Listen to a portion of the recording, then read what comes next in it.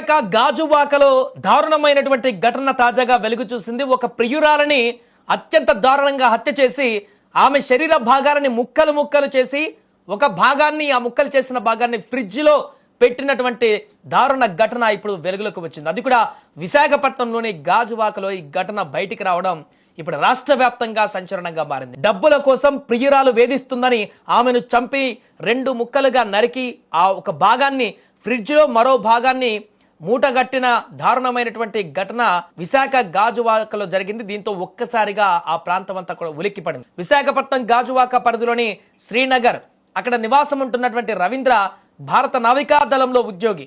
పెళ్ళై భార్య కూడా ఉంది. అయితే మౌనిక అనేటువంటి మరొక యువతితో రవీంద్రకు వివాహేతర సంబంధం ఏర్పడింది. వీరిద్దరి మధ్య గత కొంతకాలంగా గొడవలు జరుగుతున్నాయి. సీన్ కట్ చేస్తే ఆ రోజు రవీంద్ర భార్య ఇంట్లో లేదు, పుట్టింటికి వెళ్ళింది. అదే అదనుగా భావించిన రవీంద్ర మౌనికను తన ఇంటికి పిలిపించుకున్నాడు. వారిద్దరి మధ్య మాట పెరిగింది. ఆవేశంతో రగిలిపోయినటువంటి రవీంద్ర మౌనికను అత్యంత దారుణంగా హత్య చేశాడు.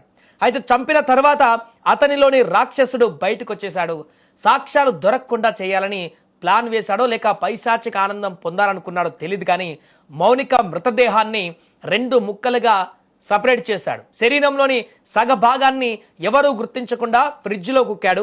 మిగిలిన సగభాగాన్ని ఒక గోనె సంచిలో కట్టి పక్కన పడేశాడు. భార్య లేని సమయంలో తన ఇంటినే ఒక స్లాటర్ హౌస్ లా మార్చేశాడు ఈ వ్యక్తి. చివరకు నేరం బయటపడుతుందన్న భయంతో పోలీస్ స్టేషన్లకు వెళ్లి లొంగిపోయాడు.